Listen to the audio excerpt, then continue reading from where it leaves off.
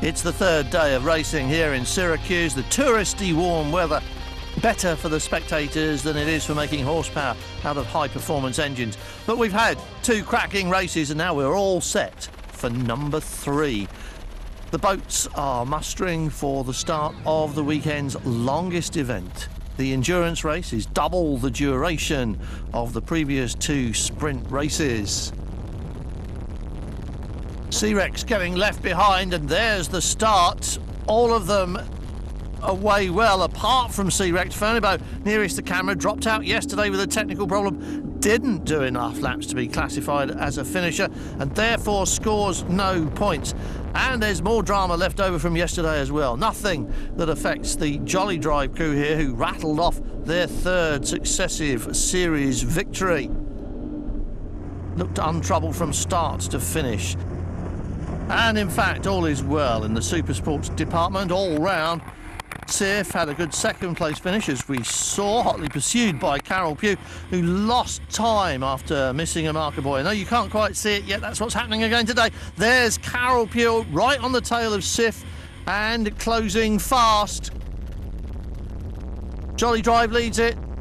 Sif with Carol Pugh almost touching, nose to tail, bow to stern. On board Sif. Carol Pugh passing now. Or at least staying alongside as they... Oh, that was so close. Very tough on the crew of Sif. Just enough room. A lot of nerve and professionalism from everybody involved. Ferneybough, unbroken run of winds, broken yesterday, but it looks okay today. Sitting at a nice angle there, turning well, engine sounding strong, and this is doing everything just the way a race boat should be. C-Rex got its first win of the year yesterday. Yes, you heard that right. It finished behind Lucas Oils, but a technical infringement meant Scandinavian Offshore Challenge lost their maiden win, and now have to do it all again if these Belgian boys here in Ferneybough will let them. But as we saw just now, they're back on top form. That makes them hard to beat. Ferneybough as strong as ever was. And speaking of top form, there is no better way to describe the performance of this boat and its crew. Jolly Drive, the Supersport leader. And we saw C-Rex get a slow start. There goes Siggy Grief past Carol Pugh, forging ahead. And Carol Pugh cutting across its weight to take the tighter line past the marker buoy.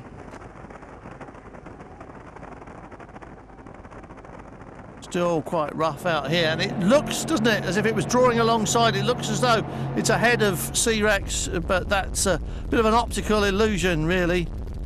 And from the air you can see the true picture. Carol Pugh's on the inside of the next turn, might well be past in a moment.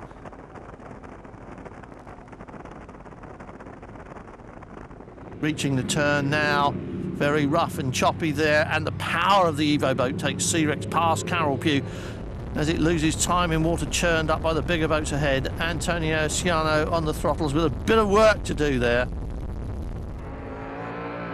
Ferneybough leads this race. That's a familiar expression, isn't it? We've heard it so many times before. Look how it's leaping from what appears to be clear and calm water, though. Just need to get on top of those oscillations. Frank Hamill will have to do some work with the throttles to keep that under control.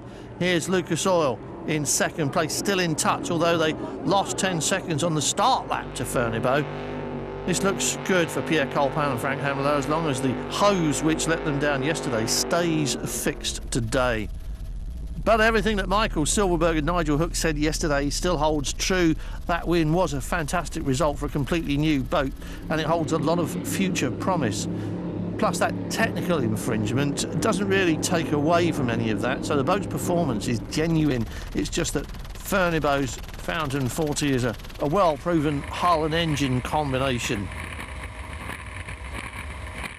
And this all new from end to end, stem to stern. Sea-Rex coming from behind, was at the back at the start. We saw it overhauling the Supersport boats. Siggy Grieve has become a bit of a specialist in late starts and big comebacks this year, and this looks like being another one. Here's the Supersport battle for first place with Jolly Drive in the lead. Carol Pugh coming on strong after that very brave pass. We saw yesterday Carol Pugh had a lot of trouble getting past Sif, tried all the way, and this time they put a very firm pass in round the outside. Gave them just enough sea room, only just enough to be fair and legal, and made it work and made it stick. Here's the problem in racing, turning tight while carrying speed without bouncing out of the water and losing drive, or worse still, flipping over. Same, you can see it here very clearly. Look how the trim tabs keep that boat as flat as possible, but it's got to tip.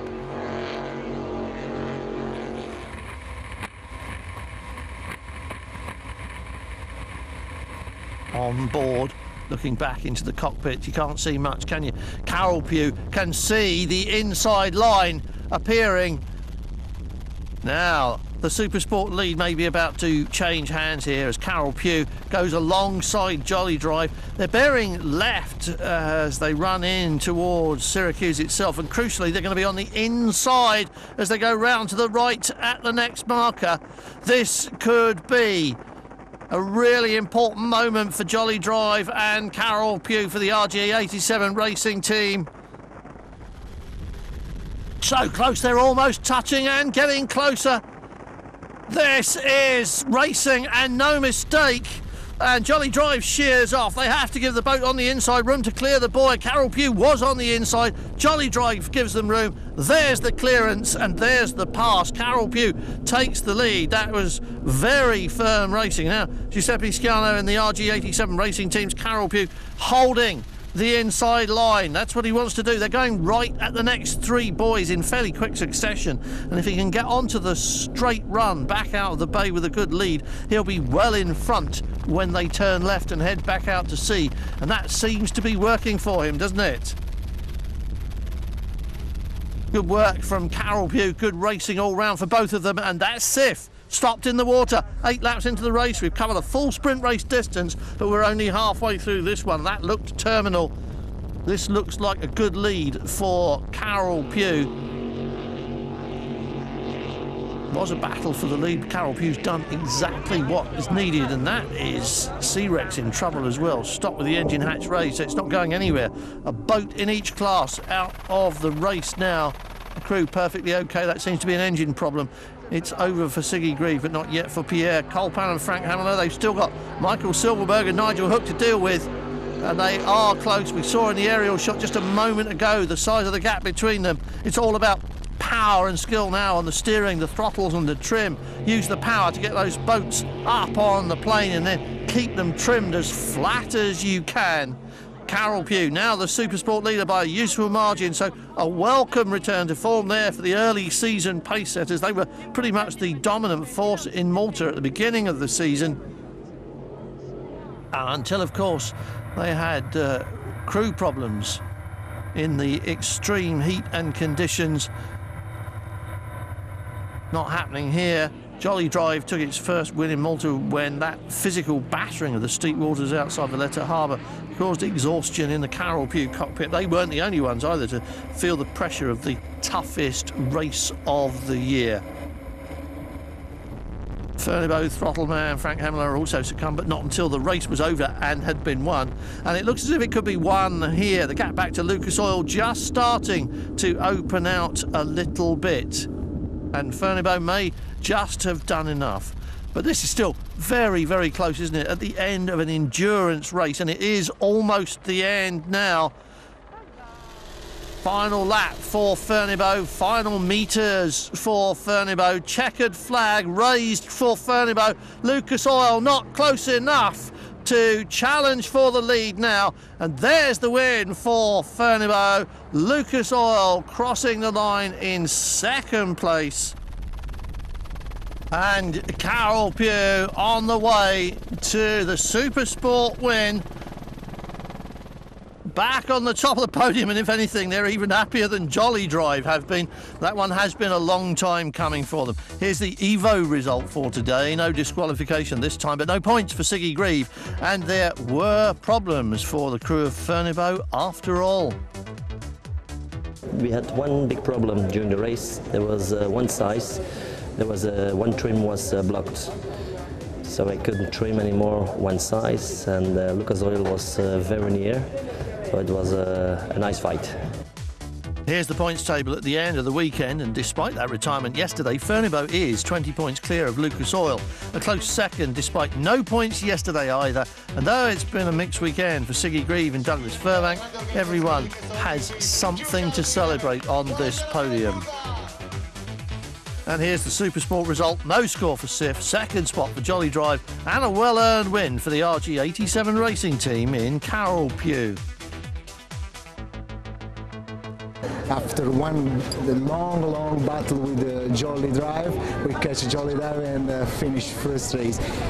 In the boy F, we catch Jolly Drive inside, not outside, and a very good battle, very adrenaline.